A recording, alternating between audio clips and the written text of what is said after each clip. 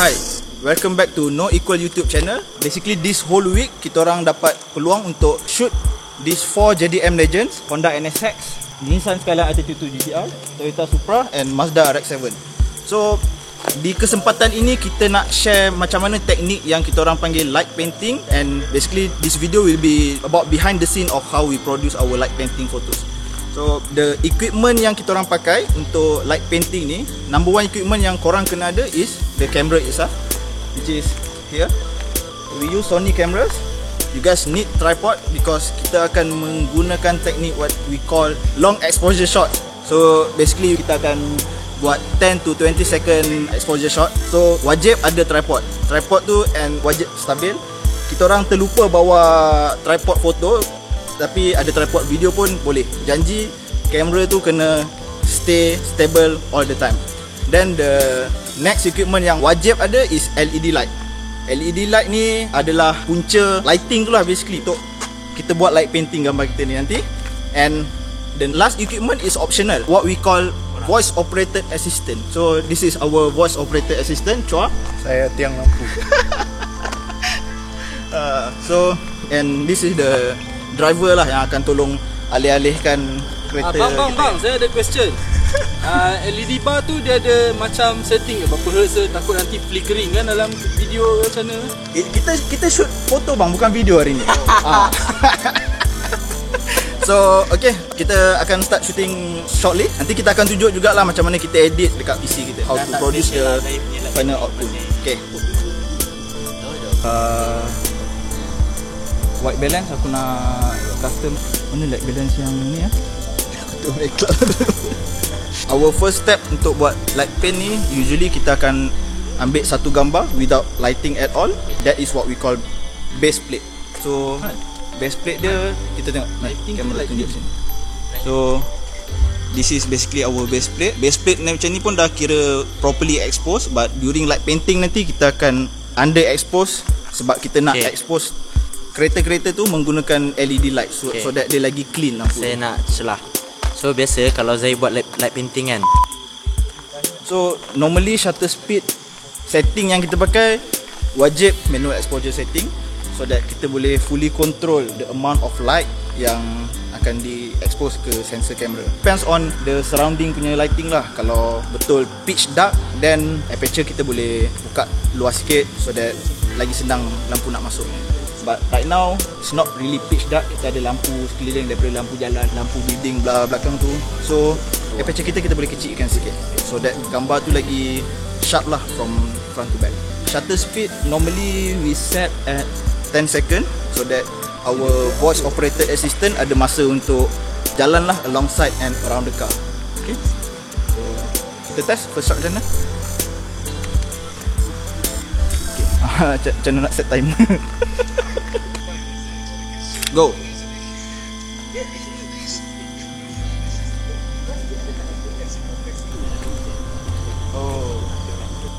Now comes the tricky part of the NSX. Kita tengah shoot NSX sekarang ni. Macam tadi dapat nampak, the light trail on the body of the NSX is a little bit messy sebab the front part of the NSX tu dia banyak angle. Ada hood vent dia, ada lampu pop up dia, dan bumper dia pun ada a few different angle lah, banyak shape dia. So it's gonna be a bit tricky. Kita akan eksperimen dengan a few more light angle so that kita dapat the cleanest possible light trail on the body of the car.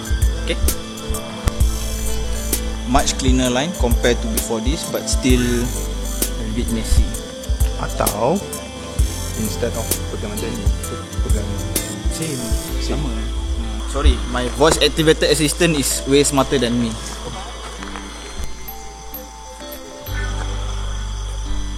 It's a little bit cleaner, but still dia ikut standard lah. Like I said, dia ikut ni, tapi tak apalah. At least it's better than before, for sure lah. Okay lah. Kita move on to 32. So after few trial and error dengan NSX, we are finally happy with the exposure that we got. So kita akan terus bergerak kepada R32 shoot.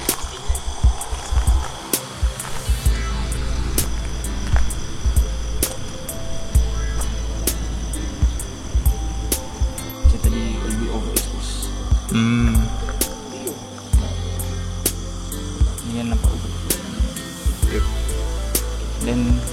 Okay. belakang. I think ATT tu kena buat extra angle. Yeah. Yes. Okay. Ada dua. So one of the tricky part shoot group of cars macam ni sebab dia ada 4 color kereta kat sini. So every color react differently to lights, and especially white. So kalau kita pakai exposure yang sama untuk semua color, the white car will be very Washed out dah. washed out and overly exposed. So macam ni nampak. So kat sini kita dah tak nampak body line kereta tu, so not so nice lah. The correct action that we gonna take is kita akan lower down the intensity of our LED stick. Okay, kita test lagi sekali. Okay, 1, 2 merah, go. Siapa?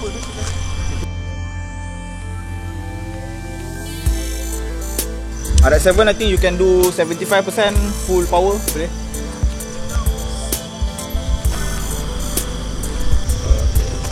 Okay.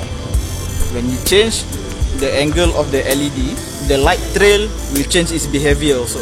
So kalau angle dia macam ni, the light will hit the body of the car directly. So dia akan tenggelamkan body line kereta-kereta tu. So kalau kita buat macam ni sikit, angle dia directly below, dia akan highlight a little bit more of the body line.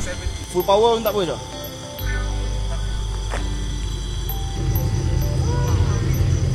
Ten second tak cukup untuk our voice activated assistant to run across the field. So we have to increase the exposure to maybe 15 second. This light will act as if ada lampu besar daripada belakang kereta tu. So it will give a nice overall shadow of the four cars together. That's 15 second. So by getting the LED across the field from back of the car, opposite of camera, we get this nice balance shadow of all four cars. Dengan dia punya foreground pun is very well balanced, very well lit. So most likely kita akan pakai this foreground untuk the final output lah. But what we always do is kita buat satu fake shadow where we light each individual cars with a static light, so that dia bagi shadow yang agresif yang akan menonjolkan bentuk kereta tu nampak lagi garang lah dengan shadow tu. As you can see, kalau lampu tu static dekat atas, dekat foreground tu, kita nampak this whole area, nampak shadow of the car, nampak sangat garang. Especially kalau kereta tu ada wing besar, kita memang suka guna method ni sebab nampak wing tu nampak macam tanduk, ataupun certain angle kereta tu nampak macam kala jengking sebab ada wing, ada tanduk dia kat belakang tu. Itu specialnya this method. We can manipulate light to get the shadow that we wanted. Method macam ni yang kita manipulate shadow dia ni biasa kita pakai untuk single car shot, sebab it's very tricky untuk buat shadow macam tu untuk 4 kereta. Nanti nampak light source tu tak consistent. For normal viewer maybe tak nampak kat mana kesilapan dia, but for experienced photographer akan nampak tak logik sebab nampak multiple source of light. Unless kalau it is shot in studio yes boleh dapat multiple source of light. Tapi untuk light paint outdoor shot macam ni, seboleh-bolehnya kita nak nampak the final output tu as natural as possible. Sana sikit, sana sikit. Okay, stay static.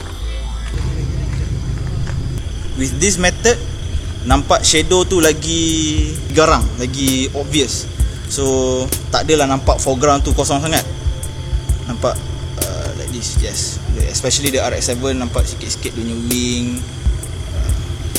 Kita akan combine dua ni into final shot lah. Okay, sekarang kita akan ambil satu shot dengan kereta-kereta ni lampu dia on. I think selama ni kita shoot lampu tak on sebab kita tak nak interfere dengan lampu kereta dengan our LED light. So after dah settle ni, kita akan ambil satu shot dengan setiap kereta dia buka lampu, so that nampak as if kereta tu ready to move. Although the car is static, but with the light on, it give a little bit of an action, bagi chance kereta ni nak tunjuk dia macam ready to pounce lah basically. Okay,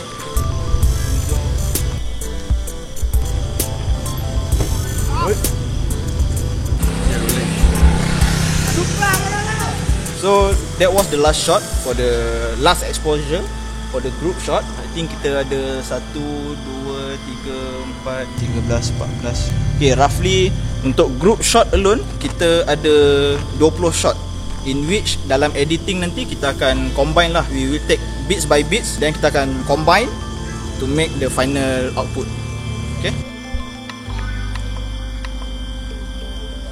Oh, itulah.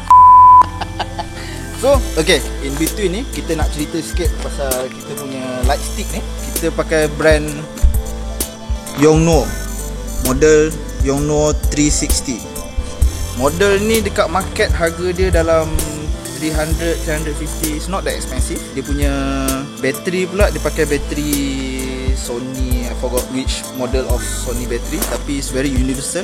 Dengan most LED brand dia pakai bateri ni lah. Yang bestnya pasal LED ni, kita boleh control pakai phone. Okay, tengok, dia boleh tukar color, control using phone. Cikgu tahu nak beli apa untuk desktop tu. So, see, boleh on off, control using phone. Best, menarik. Tada, tada. Okay. Jom kita sambung. Sebab tadi dekat sunset tadi ada depan. Quest kerja nak jatuh ke kalau dia race. See, this is optimum shape of light trail that we want. It's very consistent in width and exposure.